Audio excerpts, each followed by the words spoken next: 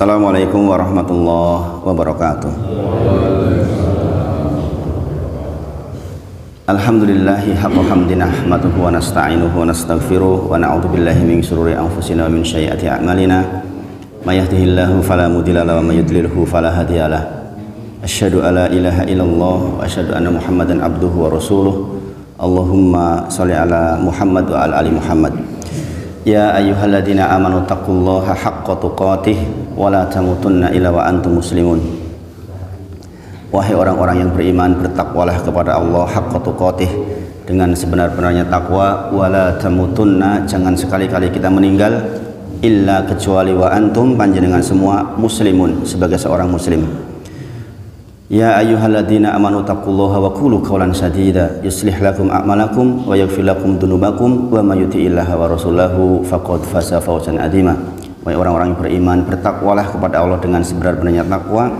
Pastikan setiap ucapan kita adalah ucapan yang benar.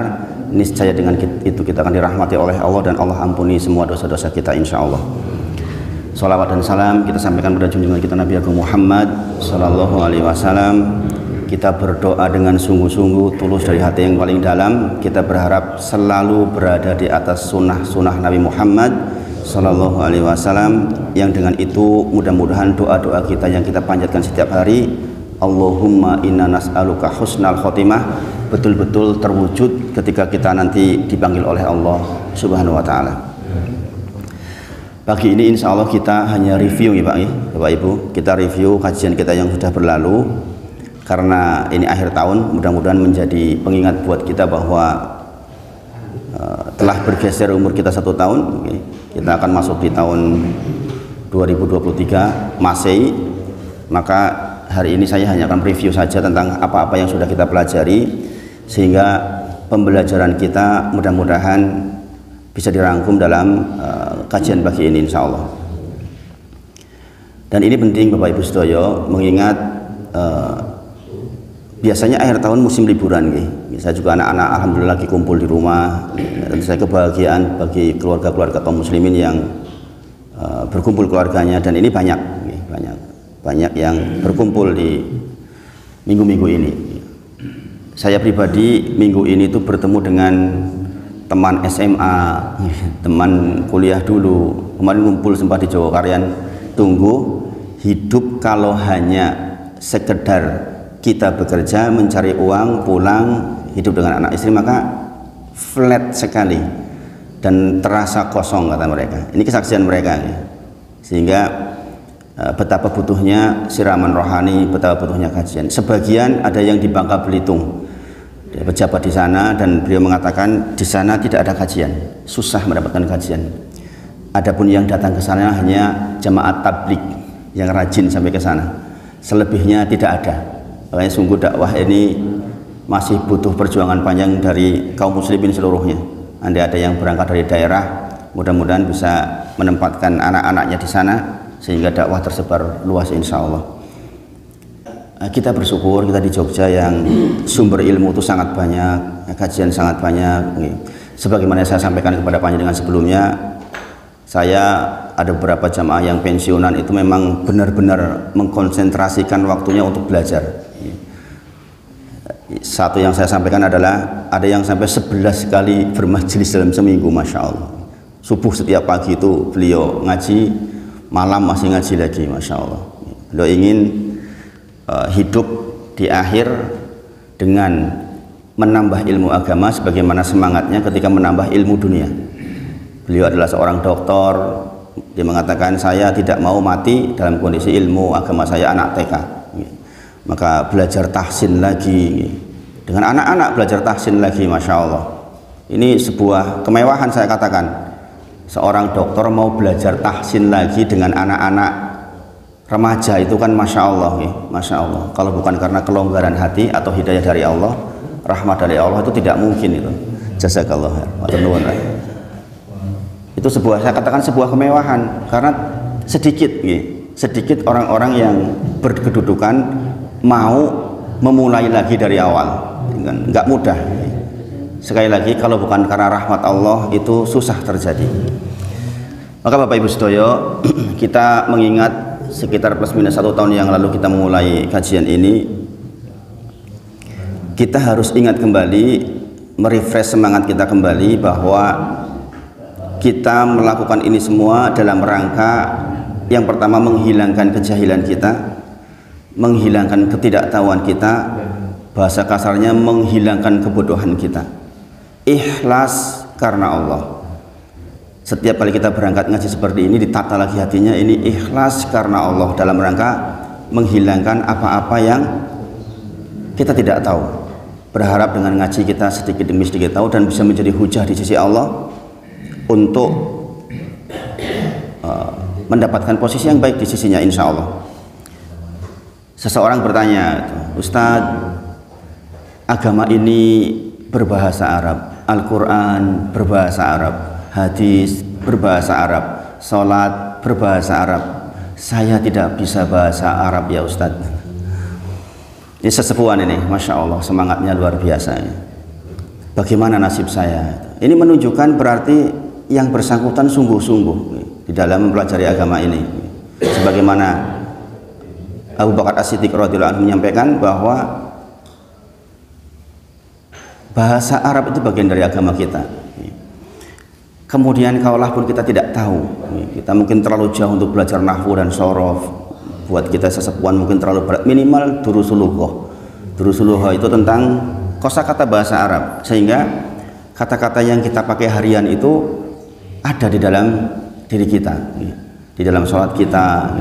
Kemudian mempunyai Al-Quran yang terjemah per kata itu penting. Bahkan sekarang ada Al-Quran terjemah per kata plus nahwunya, sudah ada tuh, Masya Allah. Zaman sekarang itu sudah zaman yang dibuka semua pintu-pintu ilmu. Maka kita berusaha sekuat tenaga mempelajari itu agar kita punya hujah di sisi Allah. Kalaupun kita tidak bisa bahasa Arab yang bagus, minimal kita sudah pernah mempelajarinya, karena memang keadaannya demikian.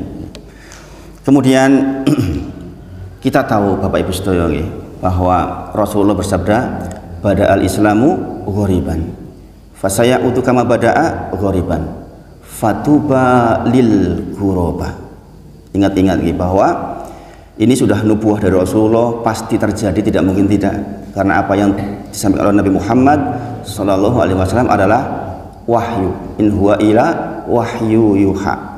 Rasulullah tidak menyampaikan kecuali adalah wahyu.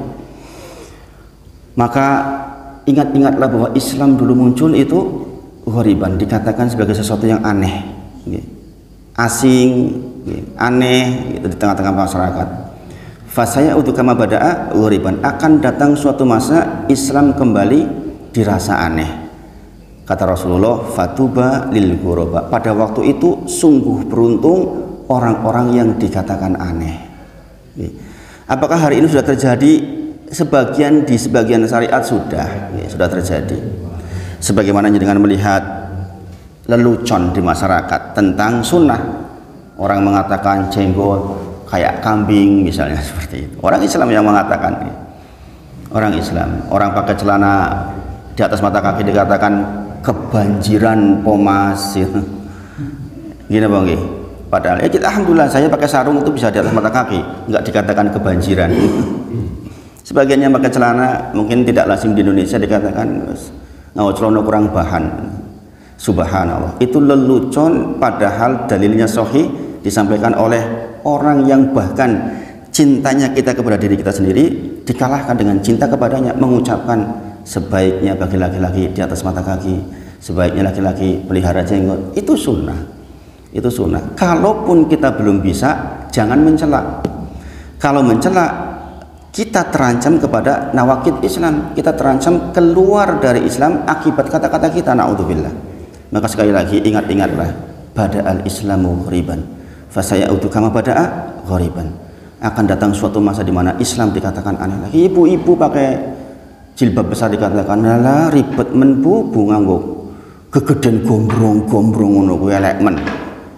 Ini terjadi di masyarakat nih.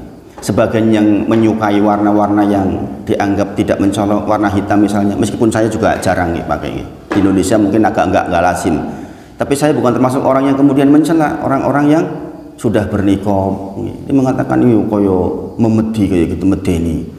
itu kan sunnah, kemudian dicela oleh orang Islam sendiri, saking tidak mengertinya orang Islam terhadap syariat Islam. Ini menjadi penyemangat kita ketika dulu kita mulai belajar, insya Allah. Maka di akhir tahun ini kita refresh kembali itu, ingat kembali itu. Kemudian kita berkomitmen untuk sama-sama belajar, sama-sama belajar, dan banyak sekali keuntungan yang akan kita peroleh dari pembelajaran. Banyak sekali hadis, banyak sekali ayat yang menunjuk langsung bahwa pembelajaran itu sesuatu yang sangat baik. Bahkan satu-satunya ibadah yang tanpa syarat dan rukunnya tetap full pahalanya hanya bermajelis. Sholat itu harus memenuhi rukun dan syaratnya, bahkan sunnah-sunnahnya. Demikian juga zakat, demikian juga puasa, semuanya memerlukan syarat dan rukunnya. Tidak dengan bermajelis.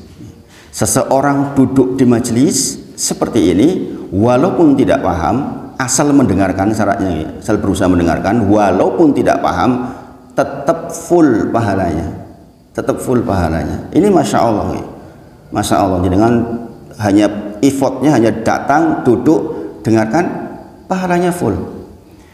Kalau kita rujuk kepada tabi'in, Imam Hasan Al-Basri rahimahullah ta'ala menyampaikan, ini tidak marfu sampai ke Rasulullah, tapi sampai ke ucapan Al-Hasan Al-Basri rahimahullah ta'ala menyampaikan, seseorang yang duduk di majelis lebih dari 1000 rakaat sholat malam. Sekali lagi ini mauquf sampai ke Hasan Al-Basri rahimahullah ta'ala. Kita tahu Imam Hasan Al-Basri sedemikian menjadi imam besar, masya Allah. Beliau mengatakan seseorang duduk di majelis sebagaimana orang yang duduk berdiri sholat malam 1000 rakaat. Tentu kita tidak mungkin melaksanakan 1000 rakaat dalam satu malam. Ini sebagai sebuah penekanan bahwa duduk di majelis itu sesuatu yang sangat besar. Maka kalau jenengan ingin bertanya-tanya, selama sekian waktu saya belajar hanya sedikit yang saya dapat, ketahuilah pahala sudah bertumpuk-tumpuk sejak panjenengan duduk di majelis sejak 1 tahun yang lalu, masya Allah. Dengan Ustadz Rosid Abu Rosidah Hafidhullah, bahkan sudah kata Pak Parti sudah 4 tahunan, masya Allah, masya Allah, sudah sangat banyak insya Allah pahala yang didapat. Jadi jangan dikecilkan persoalan datang ke majelis. Kemudian hadis-hadis yang mendukung sangat banyak nih. Man yuridillahu bi khairan yufaqihu fiddin, sing sinten kemawon dikehendaki oleh Allah kebaikan, maka yang pertama dilakukan oleh Allah adalah yufaqihu fiddin. Allah akan pahamkan persoalan agama ini pun, bukan persoalan yang lain, Bapak Ibu sedaya. Dan itu logik, Bagaimana tidak logik? Alif lam mim dzalikal kitab, inilah kitab, la raiba fihi, tidak ada keraguan di dalamnya, petunjuk, hudalil muttaqin, petunjuk bagi orang-orang yang bertakwa. Itu menunjuk bahwa di dalam aturan Islam itu sudah sempurna. Maka betul kalau orang dikehendaki kebaikan oleh Allah, Allah akan pahamkan persoalan agamanya, bukan persoalan yang lain. Adalah ilmu dunia, ilmu kimia, ilmu yang lain-lain dan sebagainya, itu adalah partisi-partisi yang kecil sebenarnya. Saya belajar ilmu kimia misalnya, sebagian belajar teknik mesin, sebagian arsitektur, itu hanya sebagian kecil-kecil part-part yang dia gunakan di puzzle-puzzle dunia ini. Tetapi yang mengatur keseluruhan tetap di bidang agama ini. Ketika dia punya ilmu bagaimana menggunakannya, yang mengatur persoalan agama, dia menjadi suami yang baik yang mengatur agama. Hiyarukum li ahli, kata Rasulullah. Yang terbaik di antara kalian ada yang paling baik dengan istri-istri kalian. Istri-istri kalian, yang punya istri lebih dari satu. Istri kalian, keluarga panjenengan. Maka pastikan kita pulang ke rumah menjadi kebahagiaan buat keluarga kita. Pastikan seorang suami pulang ke rumah menjadi kebahagiaan buat keluarganya. Sekali lagi ini penting. Hiyarukum li ahli. Ini diatur oleh agama kita. Bagaimana mungkin kita sudah belajar ngaji panjang sementara pulang ke rumah istri kita merengut, bapak ki opo? Ini masalah. Sebaliknya ibu-ibu juga akan dibukakan pintu, dari pintu yang manapun silahkan seorang istri yang berbakti kepada suaminya, masya Allah. Itu semua diatur dalam aturan-aturan agama kita, masya Allah. Maka betul Al-Maidah ayat ketika dikatakan apa? Islam ini sudah sempurna adanya, enggak perlu tambah kurang, enggak perlu modifikasi khusus di dalam masalah syariat. Yang berikutnya, man salaka thariqan yaltamisu fi ilman sahalallahu lahu bihi thariqan ilal jannah. Kata Rasulullah, siapapun yang pergi dari rumahnya duduk di majelis, maka dia akan dimudahkan oleh Allah untuk masuk surganya Allah. Bukankah itu yang kita harapkan? Jenengan lihat surat yang jenengan apal kecepal, bahasa jelas Arabnya itu apal atau apal kecepal. Fa amma man a'ta wattaqa. Surat apa itu? Surat apa itu? Belum apal kecepal berarti. Surah Al-Lail ayat kelima. Kata Allah berfirman, fa amma man a'ta wattaqa. Orang-orang yang mensedekahkan sebagian dari rezekinya dan dia bertakwa kepada Allah. Wa saddaqa bil husna, dan dia membenarkan terhadap pahala yang besar berupa surga. Ini persoalan akidah nih. Banyak di antara kita yang nggak sadar sepenuhnya bahwa keinginan kita tuh surga. Padahal di dalam ayat itu dikatakan seseorang yang membenarkan bahwa surga itu ada, Allah akan berikan kepada siapapun yang beriman. Maka di ayat berikutnya dikatakan dia akan dimudahkan oleh Allah untuk meniti jalan ke surga itu. Ini penting Bapak Ibu Sedaya. Saya kaitkan dengan hadis yang minggu lalu. Hadis yang minggu lalu, bahwa setiap orang, kata Rasulullah, i'malu, beramalah. Ketika Rasulullah ditanya, ya Rasulullah, kalau memang sudah ditulis dalam kitab kita menjadi penduduk surga atau neraka, amal kita sudah ditulis, kenapa kita tidak bersandar sama kitab itu, tulisan itu? Kata Rasulullah, i'malu, tetap beramalah, karena setiap orang akan dimudahkan oleh Allah mengikuti jalan takdirnya. Di antara jalan takdir yang kita ingin adalah membenarkan surga yang akan kita dapat itu. Maka seseorang yang yakin dengan hadiah itu, yakin dengan pahala itu, yakin dengan adanya surga, Allah akan mudahkan tuh menitiki jalan surga. Dan orang-orang seperti ini, sebagaimana disebut, ketika keluar dari rel yang tidak baik, dia akan tidak nyaman. Seseorang yang biasa rajin ngaji tiba-tiba nggak rajin ngaji itu nggak nyaman hatinya. Seseorang yang biasa rajin sholat malam nggak rajin sholat malam tiba-tiba pasti nggak nyaman hatinya, nggak tentrem. Seseorang yang biasa sedekah tiba-tiba kok jadi pelit itu pasti nggak nyaman. Dia pengen balik ke rel ini lagi, balik ke rel ini lagi untuk sampai ke surganya Allah Subhanahu wa taala. Man salaka thariqan, barang siapa yang menempuh jalan ilmu, maka Allah akan mudahkan bagi dia masuk surganya Allah. Syaratnya apa? Kita bermajelis dan tahu bahwa surga itu benar-benar ada.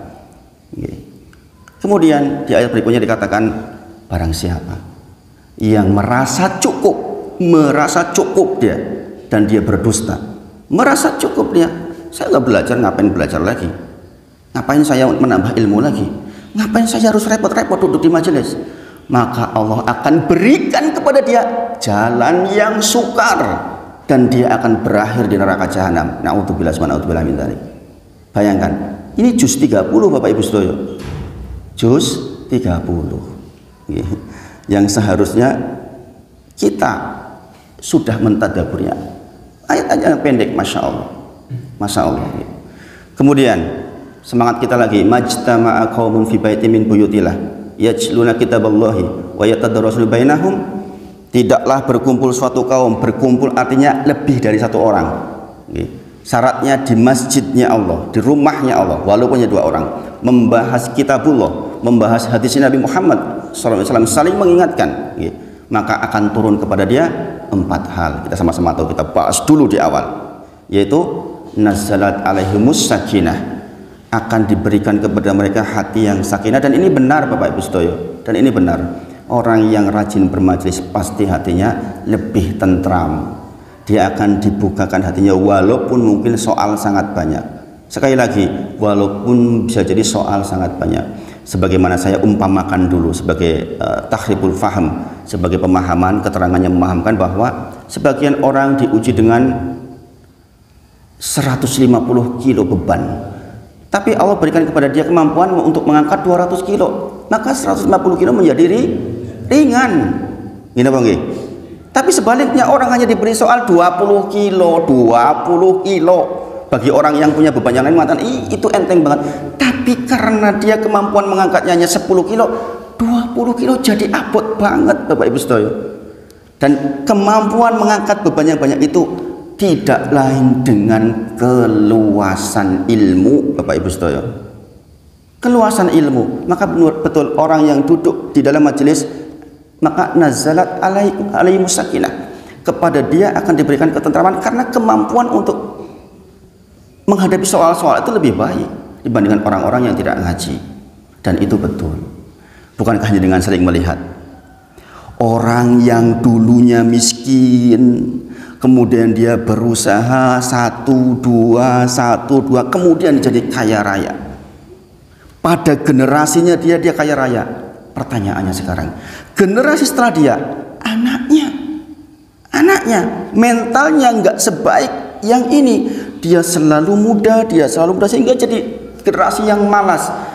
Ini mengumpulkan banyak, ini tugasnya menghabiskan. Gini apa nggih? Pernah dengar seperti itu? Hampir selalu terjadi. Nanti generasi yang miskin ini, anaknya miskin, berusaha lagi jadi kaya. Kadang-kadang selalu begitu, berputar-putar. Teman saya yang datang dari Bangka Belitung, ini Masya Allah, cerita ke saya. Saya katakan, panjenengan anaknya di mana? Saya bilang di Hamalatul Quran. Ada 3 teman. Yang satunya di Karawang mengatakan, oh itu yang mudirnya Ustadz Aris, hafizahullah ta'ala. Teman saya satu nyaut, Aris Munandar itu. Jadi Ustadz sekarang.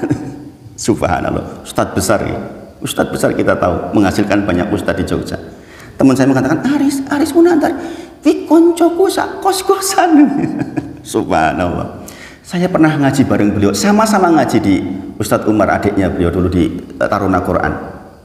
Waktu itu masih manggil saya Mas, wong selisih 4 tahun dengan saya. Kebetulan waktu itu dia nggak punya motor, saya suka antar dia pakai motor. Dia katakan, subhanallah, selang waktu sudah jadi Ustadz besar. Ada satu poin yang disampaikan oleh beliau. Dulu waktu sama-sama belajar, anak muda dia kalau melihat perempuan sudah begini, sudah ghadul basar, dikasih kemudian hadiah oleh Allah. Sekarang kita tahu ilmunya luas, termasuk saya adalah hasilnya beliau. Masya Allah. Jadi ini soal kita, pembahasan kita persoalan agami sudah dipandu oleh agami sejak muda.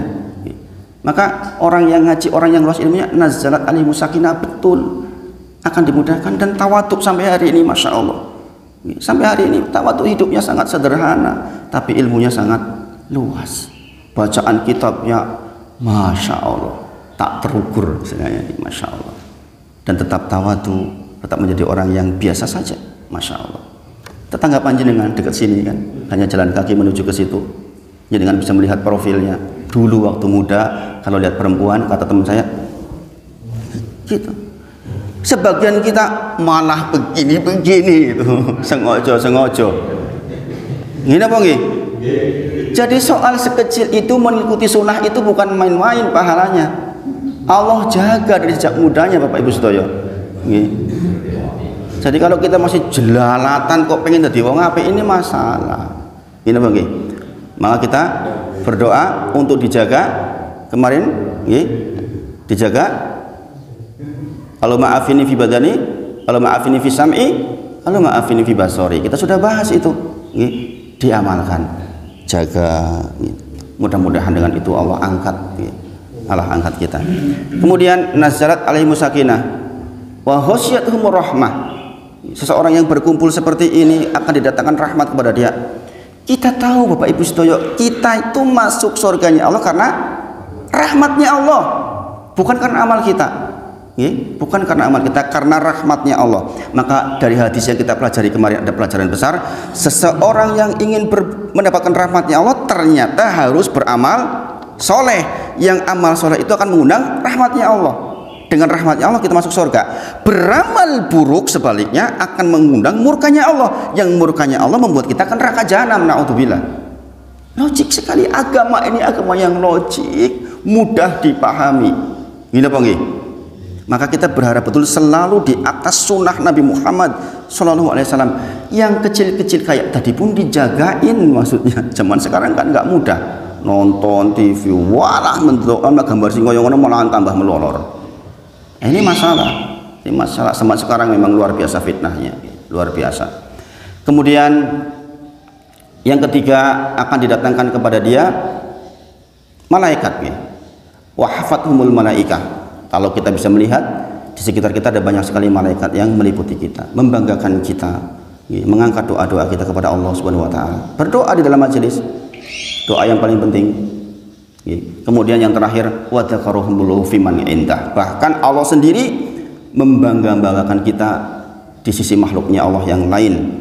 Di kalangan para malaikat itu si fulan sedang mau belajar di sana, masya Allah, masya Allah. Maka sekali lagi, persoalan kita mencari ilmu ini secara zatnya juga sudah ibadah besar, sudah ibadah besar. Kemudian kita review, kita sempat belajar tentang usul salasah sampai awal-awal anwaul ibadah, belum selesai anwaul ibadah. Kita sama-sama buat metode supaya tidak bosan kita rolling karena pengalaman saya di masjid lain ternyata kalau hanya satu kitab toh itu kalau nggak diputar-putar kadang-kadang bosan. Maka kita sudah merambah kemana-mana, insya Allah mudah-mudahan tetap bisa konsentrasi. Dan di dalam usul salasah kita tahu tentang apa yang sedang kita pelajari. Kita mempelajari 3 hal, ma'rifatullah, ma'rifatun nabiyhi, ma'rifatu dinil Islam bil adillah. Kita belajar mengenali Allah dengan sangat sederhana tentu saja, mengenali Nabi Muhammad SAW. Insya Allah sebenarnya kalau jangan mau lebih dalam ya harus mempelajari tentang sirahnya ini. Kemudian mempelajari agama ini dengan sederhana pula. Dan ini sekaligus adalah pertanyaan kubur kita. Pertanyaan kubur kita, saudara kita Pak Jumirin rahimahullah ta'ala sudah mengalami itu, sudah ditanya.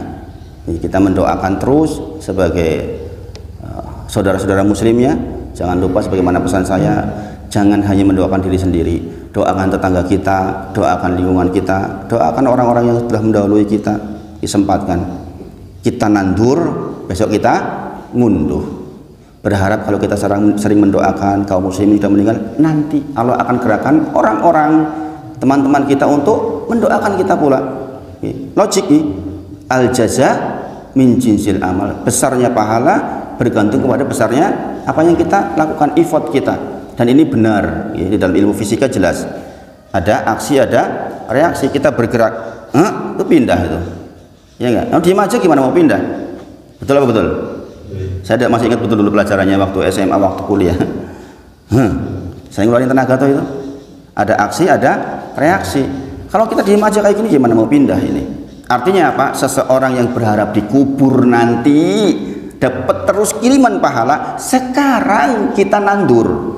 Sekarang kita melakukan aksi dengan mendoakan terus orang-orang yang kita cintai, kita sayangi. Salah satu yang selalu keluarga kami lakukan, di antaranya adalah itu, mendoakan orang-orang.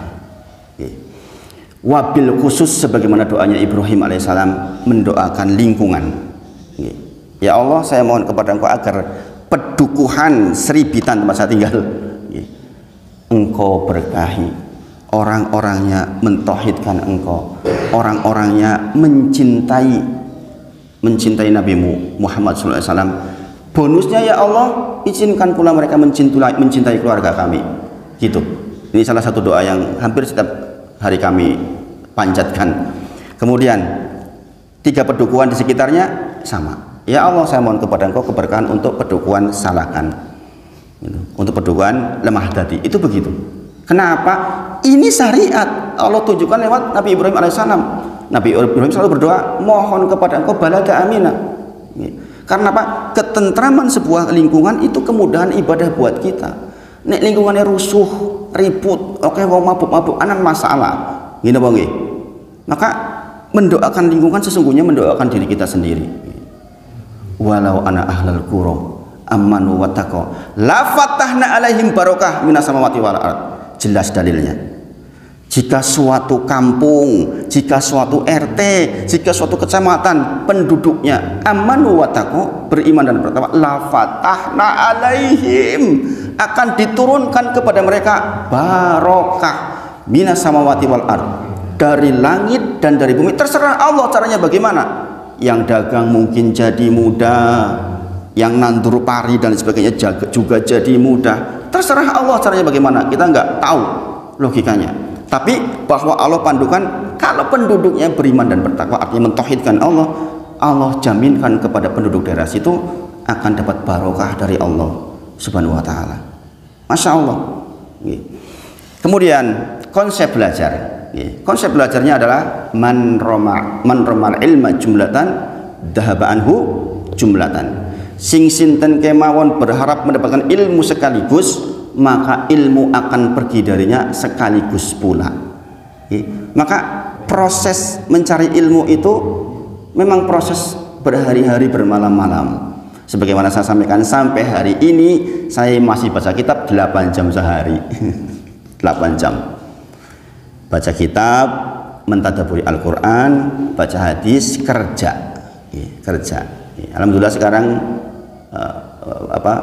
usaha batik sudah mulai, atau usaha baju muslim sekarang udah mulai berkembang lagi, alhamdulillah atas izin Allah. Bahkan sekarang istri menambah ke baju-baju yang muslim yang polos-polos itu, masya Allah. Ini bukan jualan jualan di masjid, nggak boleh. Saya hanya ingin menyampaikan bahwa saya pun masih beraktivitas ma'iyah yang juga membutuhkan waktu yang tidak sedikit. Kemarin malam saya ngurusi kerjaan sampai jam setengah 11 malam. Artinya ada porsi untuk belajar, porsi untuk bekerja. Karena memang itu komitmen kita di dalam menghadapi hidup ini. Sekali lagi, seseorang yang berharap dapat ilmu memang harus bertahap. Sebagaimana sabarnya kita mencari ilmu dunia. Sekali lagi, sebagaimana sabarnya kita mencari ilmu dunia. Dengan sabar atau cari ilmu dunia? Gimana nggak sabar? SD 6 tahun, SMP 3 tahun, SMA 3 tahun, kuliah 5 tahun. Gini apa nggih? Itu kan sabar banget, itu sabar banget. Direwangi bapak yang nganter isu-isu, epet-epetan sama orang lain. Demi apa itu? Ilmu dunia. Ilmu dunia, Bapak Ibu Saudara. Sabar banget kita. Maka demikian jugalah minimal sama sabarnya kita mencari ilmu akhirat. Karena apa? Beda target. Satunya targetnya 60 sampai 70 sampai 80 tahun. Ini targetnya hum fiha khalidun, selama-lamanya. Kita tahu ketika penduduk neraka terakhir dikeluarkan. Sekali lagi, berarti ada orang-orang yang dikumbah di neraka dulu toh. Penduduk neraka jahanam terakhir dikeluarkan, kemudian dimasukkan ke surganya Allah. Nanti di surga itu ada mantan penduduk neraka jahanam. Ada tandanya. Ada tandanya Bapak Ibu Saudara.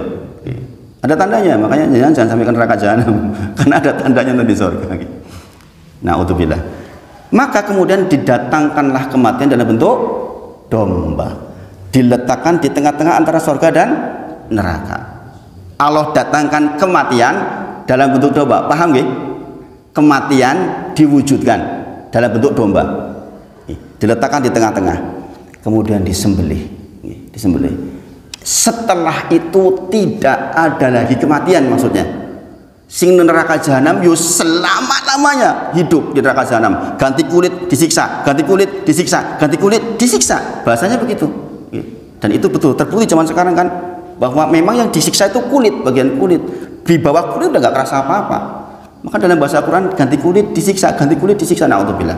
Maka mereka mengatakan, ya malakul malik, saya pengen mati saja, tolong sampaikan ke Allah dong.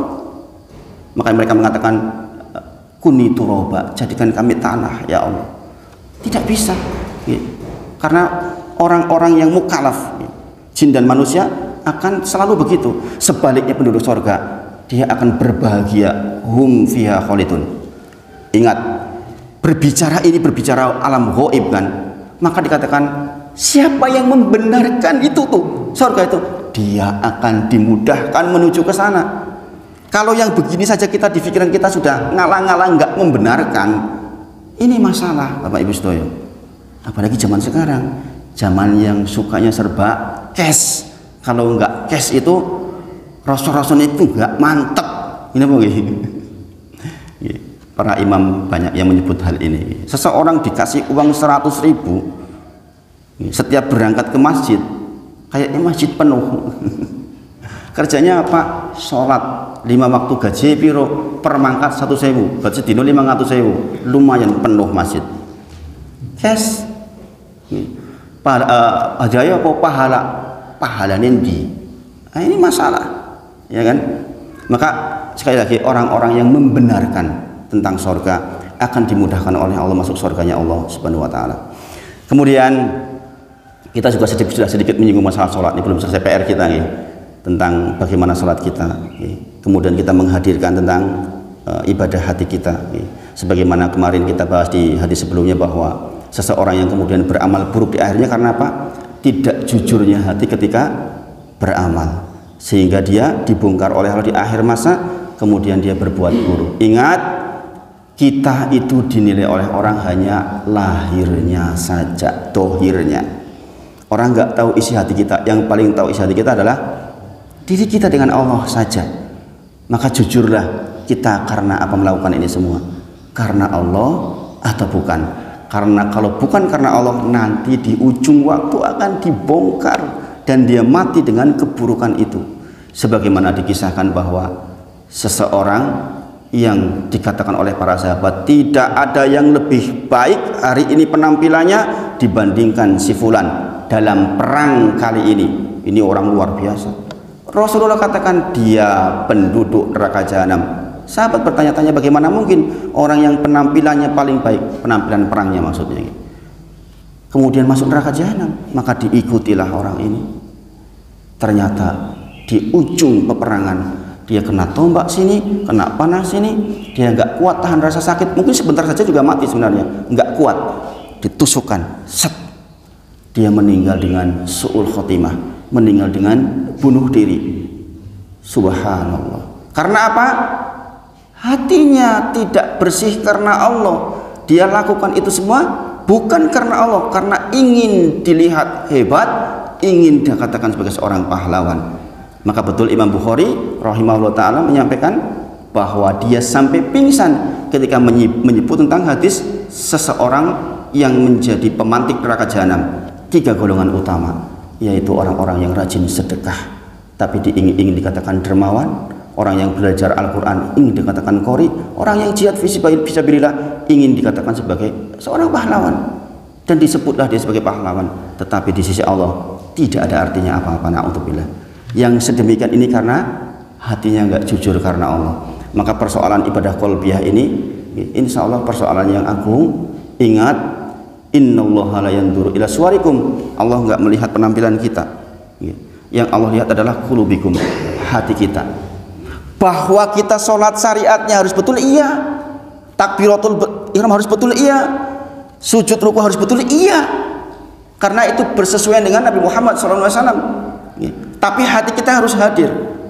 Bahwa dua-duanya ini harus hadir. Seseorang sholat subuh 4 rakaat nggak diterima. Seorang tabi'in mengatakan, engkau bisa masuk neraka jahanam gara-gara ini. Dia menjawab apa? Saya masuk neraka karena sholat saya. Indah banget kan? Saya masuk neraka karena sholat saya. Bukan karena sholatnya. Engkau masuk neraka karena menyelisihi Nabi Muhammad SAW. Bukankah sekarang kita sering mendengar, saya baca la ilaha illallah masuk neraka jahanam? Bagaimana mungkin? Bukan persoalan la ilaha illallahnya, tetapi syariatmu menyelisihi Nabi Muhammad SAW. Padahal syarat diterimanya amal adalah ikhlas karena Allah, sebagaimana kita sebutkan tadi. Contoh orang-orang yang tidak ikhlas digeret ke neraka jahanam dan sesuai dengan syariat Nabi Muhammad SAW. Solu kama ro'aitumuni usolli. Sholatlah sebagaimana ro'aitumuni usolli. Engkau melihatku sholat. Tentu saja kita nggak melihat Rasulullah langsung, lewat kitab-kitab para ulama kita belajar sholat Nabi Muhammad SAW. Tetapi sholat yang gerakannya itu betul harus dihadirkan hati yang ikhlas agar menjadi syarat diterimanya sebuah amal. Ini agungnya kita belajar ngaji. Kebayang nggak Bapak Ibu Sedoyo, kalau kita nggak ngaji, apa ya ketata hati ini sampai sejauh ini? Kan susah. Ini apa nggih? Kemudian Di antara yang kita pelajari terakhir adalah ma'rifatullah dalam bentuk zikrullah. Ini diamalkan Bapak Ibu sedaya. Kita mulai dengan ayatul kursi. Pagi-pagi ini kita baca ayat kursi, kemudian kulhu falak nas masing-masing 3 kali. Kemudian di kalimat pertama di antaranya adalah asbahna wa asbahal mulku lillah walhamdulillah la ilaha illallah wahdahu la syarikalah lahul mulku wa lahul hamdu wa huwa ala kulli syai'in qadir. Rabbi ini as'aluka khaira ma fi hadzal yaum. Ya Allah, saya mohon kepada Engkau kebaikan hari ini. Wa khairu ma ba'da, dan kebaikan-kebaikan setelahnya. Wa a'udzubika min syarri ma fi hadzal yaum. Ya Allah, saya mohon kepada Engkau, berlindung kepada Engkau keburukan yang didatangkan hari ini. Wa syarri ma ba'da, dan keburukan-keburukan setelahnya. Rabbi a'udzubika minal kasal wa su'il kibr. Ya Allah, saya berlindung kepada Engkau dari rasa malas, rasa apa tuh, gabut ya, mager katanya zaman sekarang. Wasu'il kibr, dan keburukan hari tua. Kita berlindung kepada Allah dari rasa malas dan keburukan hari tua. Disebut secara khusus oleh Rasulullah, bukan keburukan hari muda, tapi keburukan hari tua. Mengapa? Memang menjadi tua itu pilihan untuk tetap dewasa, untuk tetap terhormat, itu pilihan. Maka minta kepada Allah untuk terhindar dari keburukan hari tua itu penting banget. Kemudian kita diakhiri dengan ya Allah, saya mohon kepada Engkau, berlindung kepada Engkau dari siksa kubur dan siksa neraka jahanam. Terus itu zikir kita pelajari, berharap dengan itu tauhid kita terus meningkat, hubungan kita dengan Allah terus bersambung, terus bersambung. Karena apa?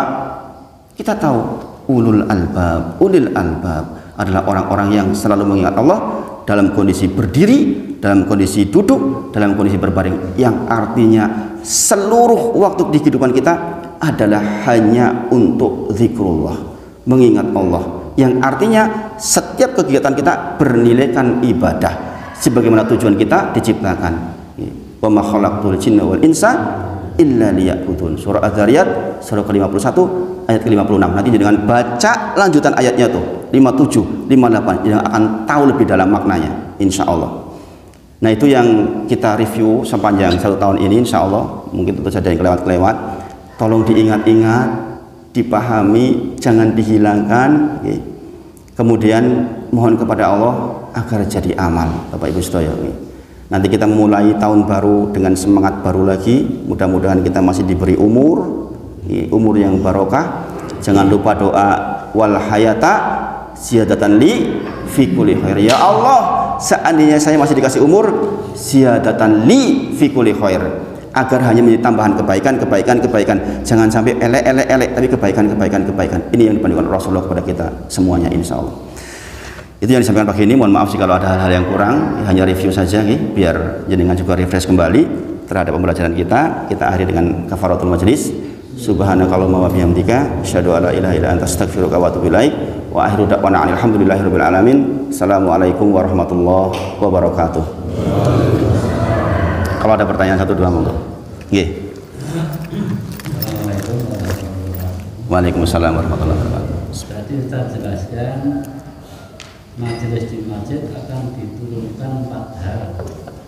Yang pertama sakinah, hati yang sakinah, kemudian rahmat dari Allah, dan kedatangan malaikat untuk menegakkan. Itu yang keempat. Wa takarahumullahu fiman indah. Allah sebutkan kita di hadapan makhluknya yang lain yang mulia, di hadapan malaikat maksudnya. Allah sebutkan itu si fulan sedang duduk di majelis, dibangga-banggakan oleh Allah. Wa takarahumullahu fiman indah.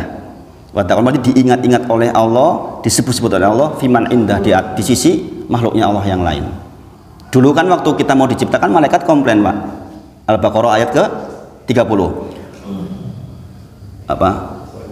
Wa id qala rabbuka lil malaikati inni ja'ilun fil ardi khalifah.